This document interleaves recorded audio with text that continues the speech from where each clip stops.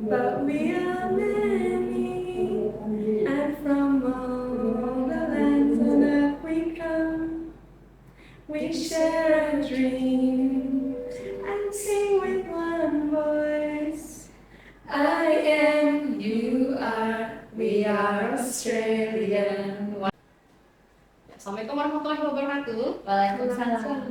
Tabi pun. Ya pun. Good morning everyone. Good morning. How is it going? Very well. Very well. Yeah. So far so good. Okay, that sounds nice.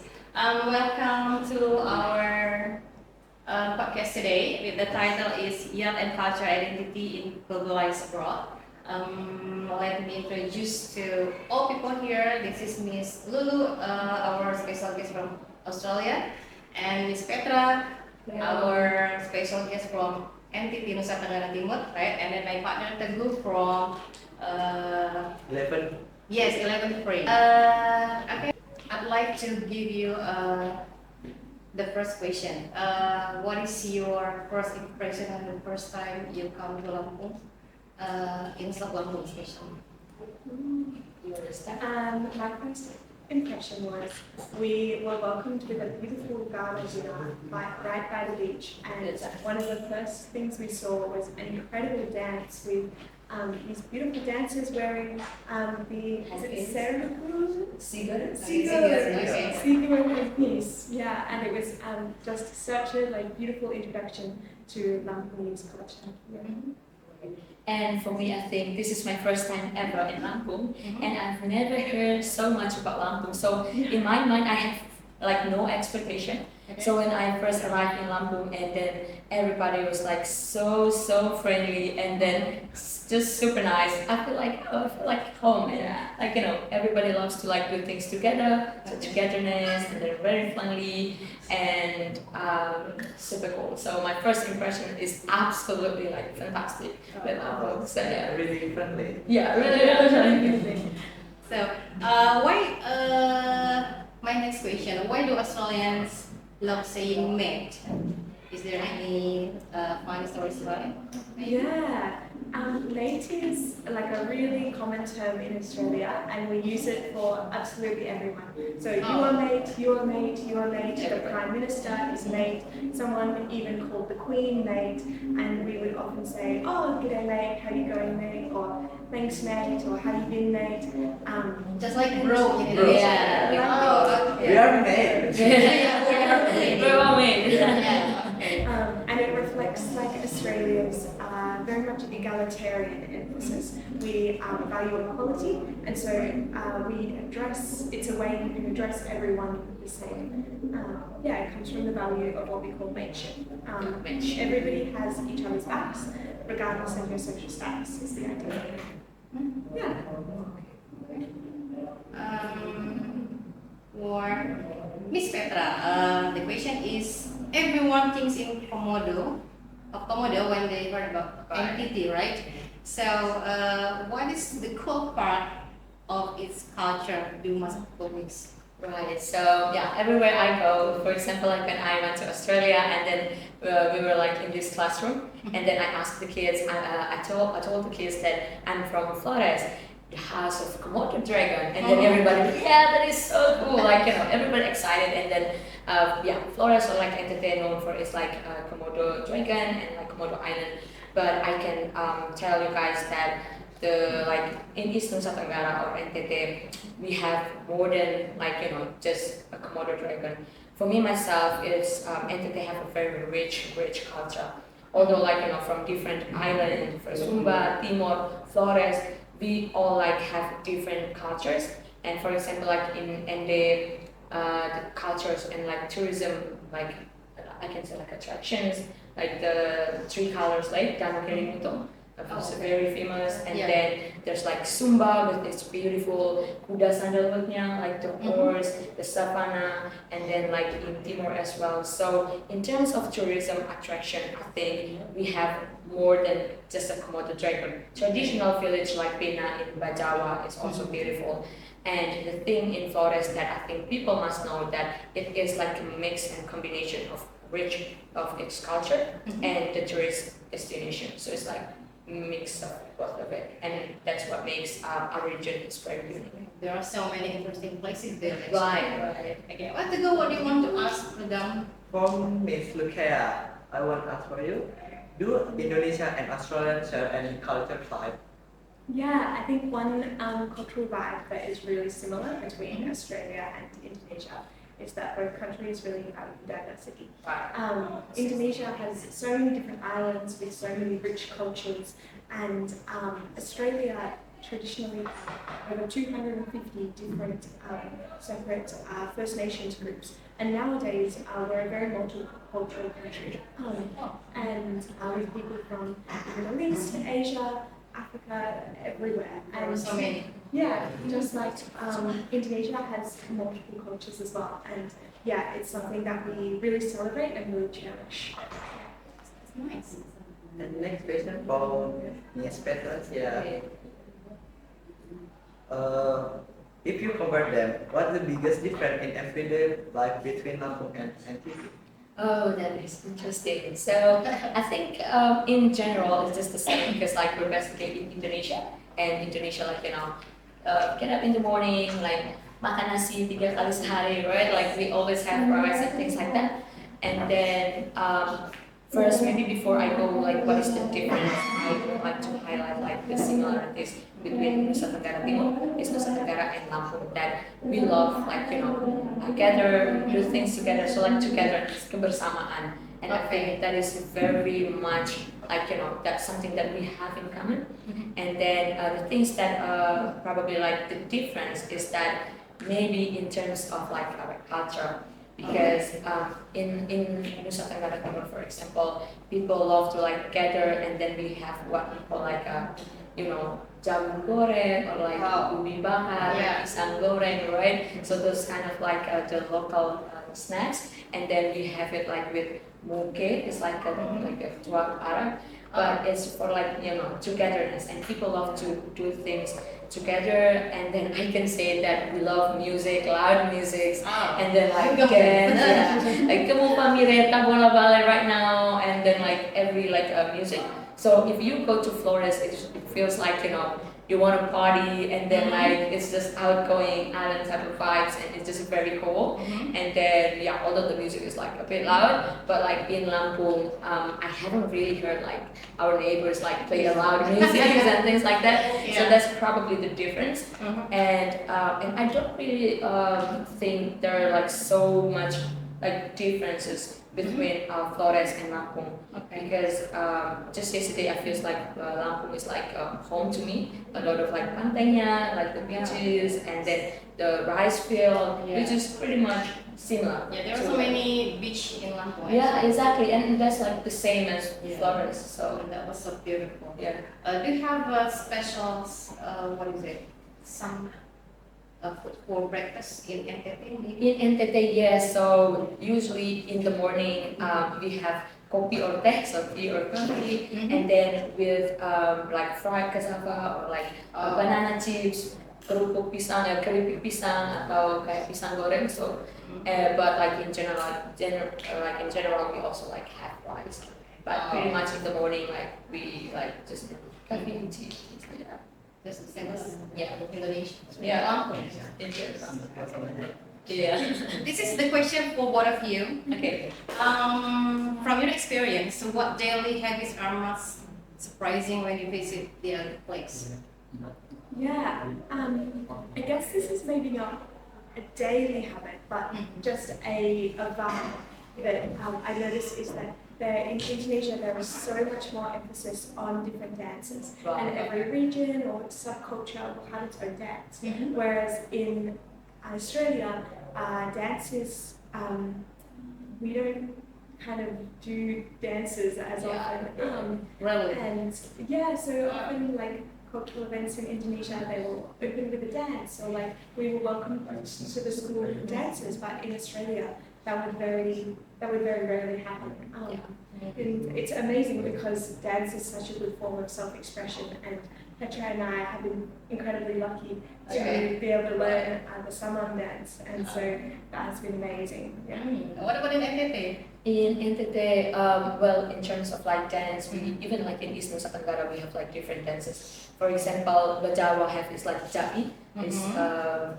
It's very like cool when like you kind of like make two lines and then it's like a line up. And then in Nagikyo we have like Dero or like Ikimiya dance, and that's like we're making a circle and then like we're holding hand each other. And then in Ende we have like Gawi, basically like you know, it's more like a footwork, lebih ke kaki dance-nya, and then but like we're holding hands, like symbolize like togetherness that we're in this together. But like and then in Timor they have like Likurai dance and then just like very like different this type of dance.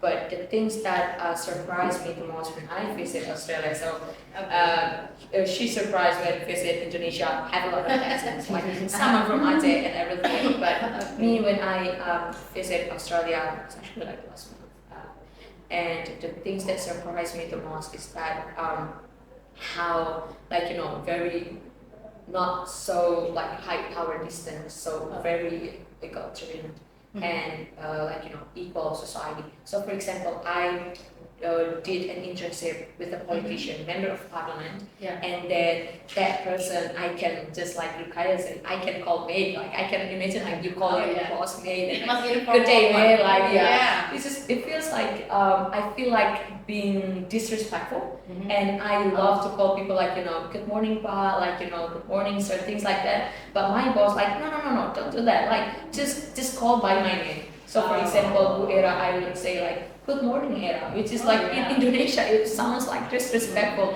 and I didn't feel like you know comfortable with that. But their cultures is like you know they want to treat everybody equals, regardless their like you know position or like your title, everybody like equal. So I can call you like good day man, like good day man, and it just like surprised me the most. So That's awesome.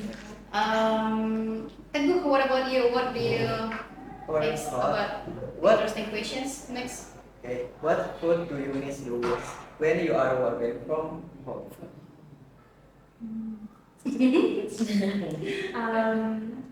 Maybe I miss.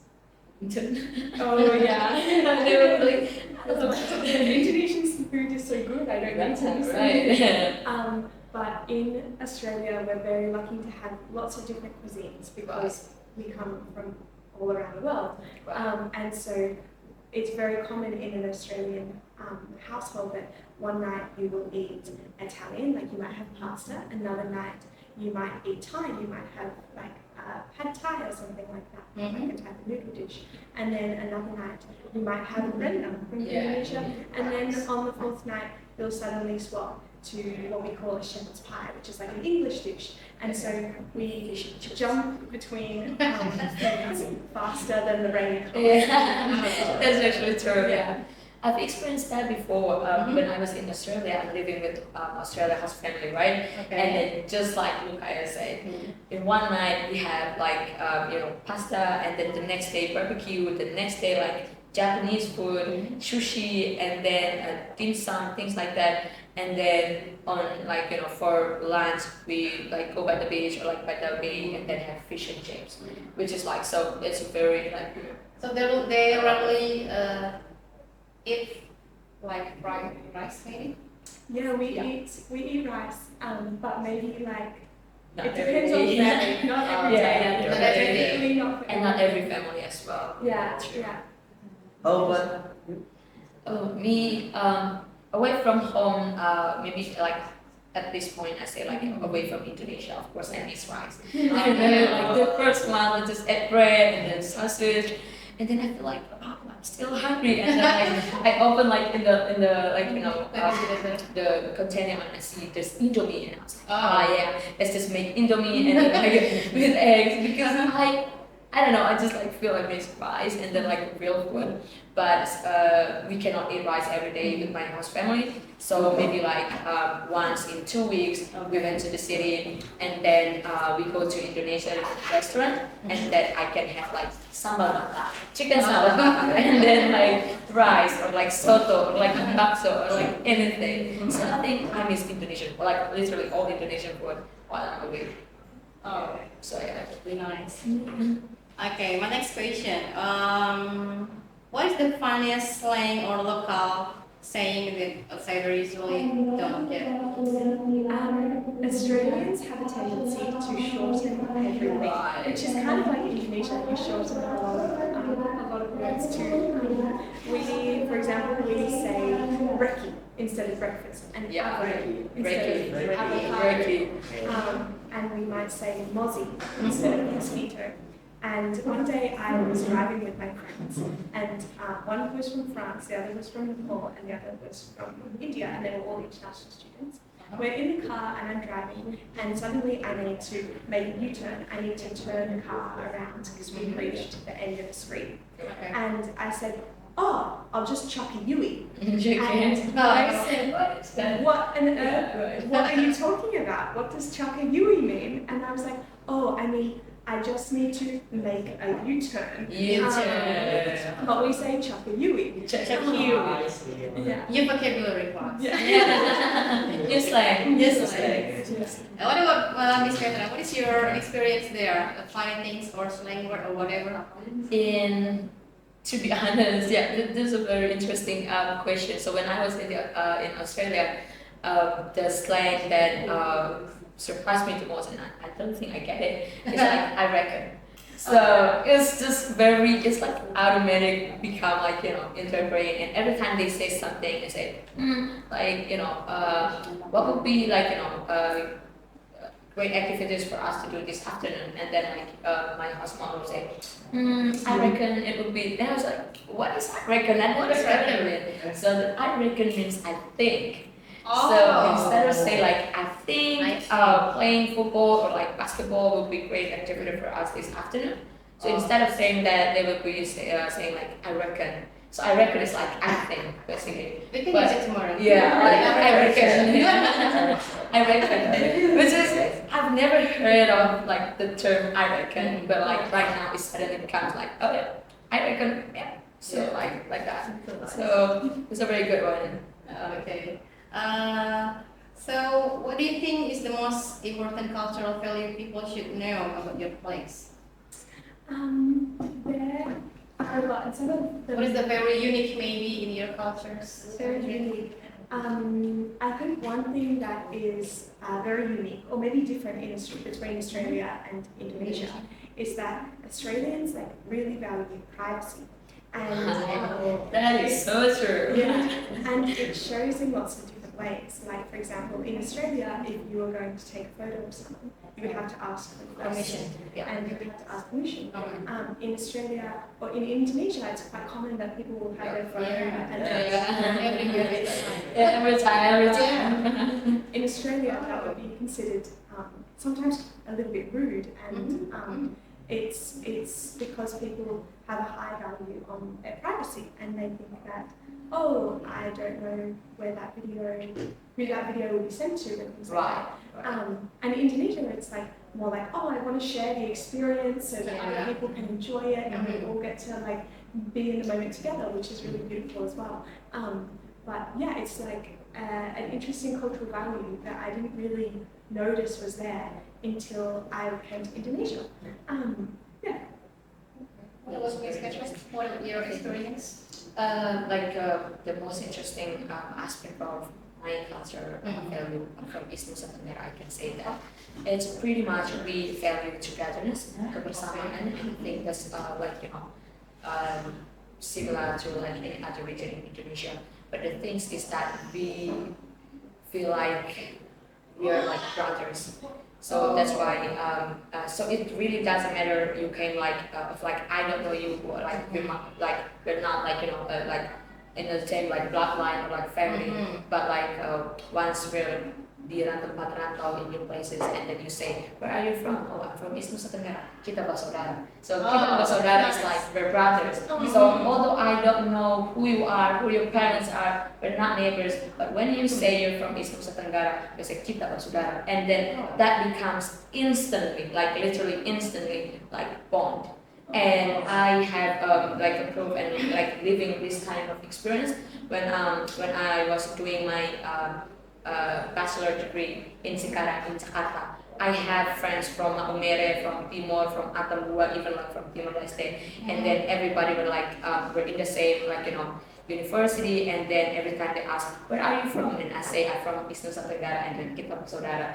And then it's just very like, the value that, no matter where you go, we're basically like brothers. Like, even like in in new country, for example, like in Australia, I met one of the professor at the Melbourne University, and he came from Badawa, like the regency next to my regency, and then we instantly talk a lot of things, and then I meet like other people from my region, and then we suddenly become friends. So I think that is like the value, the cultural value that I'm so proud to have, and then like the things that people in Eastern South Africa. Actually, I want to go to you. Yeah, let's just go. not only not only to visit Komodo Dragon, but like I to want like to see get to know Komodo more. the other interesting places there. What do you think, Teguh? Maybe I give this one question. Yeah.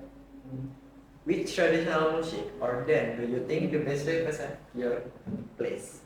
My place. Okay, so my place. I came from East Nusa Tenggara, but specifically from Flores Island. Okay. From Flores Island, and I came from Nagikeos, like one of the regency, quite new regency, and the dance, I can say we have a lot of dances, just like in other places in Indonesia, but there are Eku and Dero, or like Gawi, that's like very common in my place, and then it happens almost like in every occasion. So party, there's like dances, Gawi dance, or like Dero and things like that, and then I think in every occasion we just have those type of dance. But the very common one, and then I think it's kind of like viral right now, is like the Tabola Ballet song, which is going like all over Indonesia, and I think like even like internationally, like all my friends like right now. I'm proud of it. Yeah, and every time Tabola Ballet is everywhere. Every day. Yeah. I do in my phone. Yeah. So I think that's the type of like song, and then like dances that best represent our region. How about this? Okay. We have a few dances. One that every Australian knows is called the Nutbush, and we do it at weddings, we do it at graduations, we do it at like parties, and it's really simple. Everyone can learn it. If you see me, you can ask me, and I'll teach you. Yeah. Can you practice that? Now, I have to stand up. It's all footwork. Maybe after this. After this, yeah.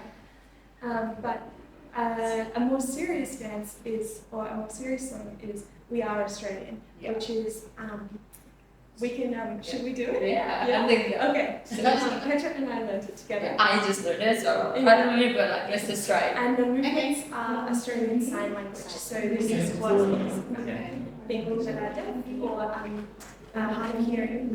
This is the Australian language that they use to communicate. And our actions probably aren't perfect, so apologies. Yeah. Okay. 1, 2, 1. We are, but we are many, and from all the lands on earth we come. We share a dream and sing with one voice. I am, you are, we are Australian. Wow, that's so nice. Yeah. And the meaning is that we come from many different cultures all around the world, but when we're together, we are all Australian. Okay. Talking about food, what Aussie dish surprised you by actually being really good? Is it like for a question for me? What about you? I think for me, personally, fish and chips. And they say this is like, so when I arrived, it's like fish, ikan, and it's like a big one, and then chips is basically like kentang goreng, like kayak chips yang pada umumnya, but they call it like fish and chips, and it's very famous, and a lot of people say this is like the national dish that must try food in Australia. And the best way to eat fish and chips is that you go with your family by the bay or like the ocean or like the beach, and then you're having that like fish and chips, and it's just very very very good, and I loved it. Yeah. It must be delicious. Yeah. What super is it? delicious. What about you? One Australian dish that, of course, is very controversial is Vegemite. Vegemite. Oh, I get that one. Vegemite What was is that? it's like a spread that you put on top of Bread. bread, Oh. like peanut butter or jam. Yeah. But there's a secret. You can only use a tiny bit. And there's lots of like funny stories of Americans adding Vegemite to Yeah. it's so thick that Okay. you can like, I don't know, it's like cement or something, Yeah. and biting into it, and it's incredibly salty, and they're like, oh, this is so gross. Yeah. And Because they put it too much. they Yeah. put too much, but we have everything Vegemite flavored. There are biscuits. Sometimes it was even used to like marinate chicken, like Right. absolutely anything Vegemite flavored biscuits. Yeah, a lot of different things, sweet or savory, brownies. Yeah, but next time I'll bring some and we can do a Yeah. video of like your Vegemite. reactions. Okay. Because it's sedikit aneh. I Yeah. have one actually. Like Yeah. the people from my work gave me as like a souvenir, and they give me like one like jar of like Vegemite, and I was like, I don't know if I have to try this, but it seems like I have to try it. Okay. Yeah. And it's little thing. Yeah. Yeah. It's true. I get. Aneh dikit rasanya. Yeah. Okay. By the way, I have question from Sobat Fantasi for you guys. Okay. Can I? Yeah, this Sure, is sure. for Little question chip. for our surrounding, right? Our maid. Our maid, yeah, our maid. Our maid. First one, from Miss Lucaya. Is it true that in Australia the spiders are really big? Um, Spider. Scary. Spider. Yeah. Wow. It depends on what your definition of big is, I think, Yeah. and whereabouts you are in Australia. In southeastern part of Australia, it's very common that there will be spiders that are like maybe as big as my palm, like that, and they will be inside the house, and we call them, these spiders are called huntsmen. And they look scary, but they're actually totally harmless, and they eat young like mosquitoes. And so lots of people are totally okay with them because they eat the mosquitoes. But often it's quite funny because we give them names, and we often try to give them serious names like George or Oh. Really? So there's like a lot of people might be in that room. yeah. That's And really so funny. there'll be like one or two spiders in the house, and you'll be like, oh, has anybody seen Caroline today? Yeah, but it's It must be like pet in Indonesia. Yeah. Dog or cat, something like that. Oh, that's actually very interesting. For Miss Petra, most religion in Indonesia use money or gold for bribe dowry. How about in entertainment? Oh, okay. That is an interesting question. So in terms of, we call it belis.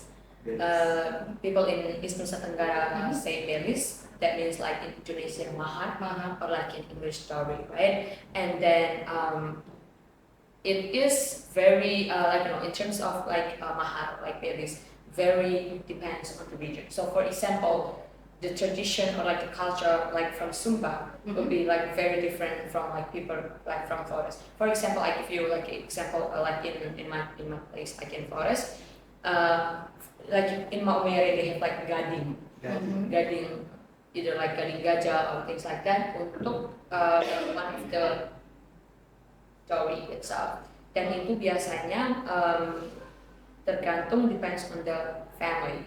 Like What is the symbol for? Gading itu untuk what symbol? itu simbol untuk jadi itu diberikan dari keluarga laki-laki ke keluarga perempuan. So from the male family to the female family as penghormatan honor or like untuk ya mahar lah gitu untuk meminang atau untuk menikahi keluarga anak perempuan dari keluarga perempuan kayak gitu. But in my place, for example, in Nagikeo, we don't have gading as our like base. We have like, for example, buffalo or like cows and goats, and then like some of the things like traditional woven. We call it kayak kain ragi atau kain ragi, and then like that's like from the male family to give like to the female family, but all the various things or like the dowry based on the agreement between two families. So I cannot just go, for example, like I'm going to marry and then my husband cannot just say, oh, I will give you this. No, you have to come to my family and talk to my family and my uncles, and then like how much does like my family wants you to like to give like to my family. So it's very different. Even like in product itself, it's just very different. And yeah, it's a big combination of like of course money, gold, and then like animals, things like that. So that's pretty much it. Is this last question for you guys? What do you think about the importance of student exchange program for building collaboration and exploring new experience? That's very interesting. Very interesting. Do you want to start? Sure. So the question, I think the cultural exchange, right? The culture exchange. First of all, basically to like raise your cultural awareness, because I'm living like, for example, my whole life I live in Eastern Southern Tenggara, and I can only see like people like the same like me, like oh, this is like my people, our habits and things like that. But I never have the opportunity to like know about other culture, even like in Indonesia, because we have like so many and different cultures. So it is important for me to go to like to other places, or like to be like join the culture program, so I can know and understand the cultural differences between like regions and then between countries. And I think the importance of that as well is that other than you become like culturally aware, you can also like make a lot of like meaningful connection, and maybe like an international relation, we call it like people to people connection, or like public diplomacy. And I think this is a very great example of public diplomacy strategy, that like we Indonesians had the opportunity to go to Australia, learn about their culture, their like daily life, and then Australian had the opportunity to go here in Lampung and learn about our culture. So now we have mutual understanding of each other's culture, and then like we maybe like become like best friend after that. So I think that is like the importance of the program. What about yes? What do you think about it? I think as well, it's a really, doing a cultural exchange is also an incredible way to understand your own culture better. In some ways, until you're out of your own culture, you don't realize what it is until you have something to compare it to. And a good example of this is if Petra and I open our phones, we have a group chat with all the other Australian delegates, and there's another group chat with all the other Indonesian delegates. And the Australian group chat is usually very quiet. The Indonesian group chat is really sangat. And a lot of notification. And it's because and I didn't know this about Australian culture until I was in Indonesia, but often in Australia we might like just talk to one or two, maybe three people. But in Indonesian culture, it's like more common to share things with group. They're like really important ways to communicate and connect, but they just are different. And once we come together, it's then that we can understand more about ourselves, but also understand about others. And we can read things in a textbook about another culture, but until you're there and you're working together and you're living in it, it's only then that you build like a real understanding and you develop that like really meaningful bond and friendship that like at a grassroots level that can really build that trust and respect and reciprocity and feeling that Australia and Indonesia are geographic neighbours, right? And there's such a value in Australian and I feel Indonesian culture that you should look after your neighbours, that you know who your neighbours are, and you understand each other so you can help each other. And so this is like doing a cultural exchange is such a good opportunity to understand your neighbour and know your neighbour and know who they are. And so I feel very, very lucky to have had that experience and chance to do that. And through meeting all of the people in this room. That is so true. Thanks for that. Okay, what is the food that you miss the most when you get far away from home? What food I miss the most when I go home? In Australia, we drink a lot of tea. And Yeah. our tea is, there's usually like, my favorite is peppermint tea. And Peppermint tea? I will always drink peppermint tea after dinner, and so will my friends. And so I miss having my peppermint tea. You cannot find them, right? Difficult Try to find them. out, yeah. Peppermint. Yeah, I bought a box with me just in case. Oh, okay. What about Miss Petra? What do you miss? I think in terms of food, there's not so much difference between NTT or like Flores specifically with Lampung, because in terms of seafood, here I have like seafood, semur jengkol with udang, and then like with pete and things like that, which I really like. So I don't really like miss something from like my hometown, but probably I can say jagung goreng or like the Popcorn? yeah popcorn, but like not like the popcorn that usually Yeah. we find like Traditional one. yeah, the traditional one, and then just I don't really think. What is I your miss- favorite drink? drink? I like ice cream, but I don't think it's considered a drink. But because and yeah, and I cannot drink coffee. Why? Because my stomach just don't like it. I want it, but I can't. So that's frustrating. So instead of coffee, I like drink like tea, just a very normal one, and then and ice cream. So You anything like sweet. coffee, right? Yeah, I drink coffee. What yeah. kind of coffee do you like the most? In Australia, I drink what is called, we call it a long black. Oh, I love it. Yeah, oh, you guys know long blacks. Without sugar. Yeah, With without ice? If it's hot with ice, if it's not hot without. Oh, Yeah, but the most famous coffee in the, my family lives in Melbourne, and they have a famous coffee, it's called a magic, because it's supposed to be like a magic ratio of coffee to milk. yeah. And it's like 2 shots of coffee, and then you have a small cup, and it's 3/4 full of milk. And if you're like a coffee snob, like you really like your coffee, you'll say, "Oh, can I have a magic, please?" And they already know like And they what already magic know what it it is. is. That is interesting. I really like coffee, by the way. Americano. I could never. Okay, maybe this is the last questions. What do you think about Lampung? Ooh, That's such a good yeah, question. and we have the same reaction to that. You go first. Yes. I think one thing that really strikes me about Lampung is how much pride there is in Lampung, and it's just Wow. amazing to see. Like in so many photos, we do the like Lampung pose. Oh, okay. right. And, Both. it's amazing because there is so much for people to be proud of here. Like there are so many like beautiful beaches. The sense of community is so close. Like in my host family, we eat every single meal together.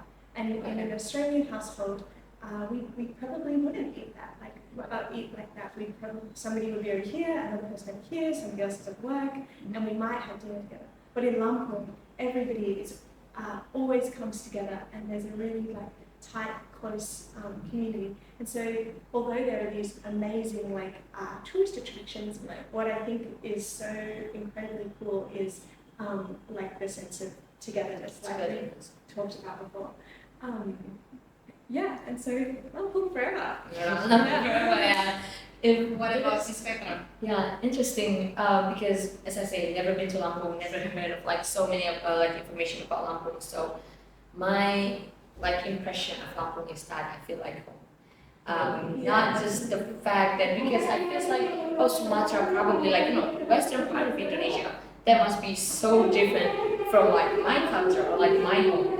So I prepare like I have to like adapt to new culture and things like that. What I'm gonna do? I think hard about it. But then when I arrived here, I was like, I feel like I don't have to like do much about it. And then I instantly like blend to society, and then because everybody just like very friendly, and then like the vibes that we have here, like the beaches, and then like the rice field, and not so many like like a big city. Yeah. So it's pretty much like where I came from. So I don't feel like this is the new things and things like that. And especially just like Lucaya mentioned about togetherness, and that just reminds me of like my hometown, and it reminds me of like our people as well, the things that I usually do at home. So I feel like I'm basically like at home, but like in the west part of Indonesia.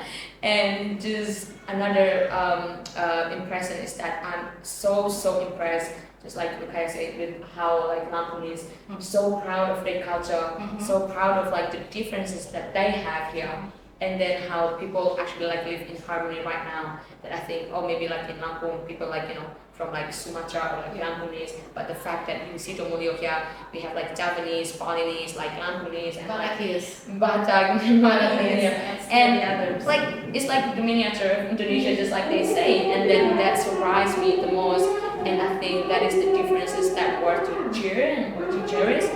And yeah, I'm in love with Lampung, so You love Lampung? yeah, already like in love, like with everything. Yeah. So Is Lampung is the first province that you visited in Sumatra? yes, in Yes. Sumatra, yes. The first. Yeah, the first ever province I visited. Yeah, I so ever You visited. too. Okay. So another question from the group? Nothing. Okay, I think that's enough for our, what is it? Interesting. Yeah. What is it? Interesting Discussion. conversation and discussion and sharing today. Thank Ms. Lulu. Thank you so much also for Ms. Petra for your time and give us so many knowledge about the differences maybe with the cultures in Australia and Indonesia, and so many information that we get today. Thanks so once again. See you You're very welcome, and thank you for having us. Thank you for so having much. us. Yeah, and huge thanks to Pedro and Are for facilitating Right. and making everything happen. Yeah, thank you so much. Okay, I think that's all. So, Bye. See you. see ya. And good morning, everyone.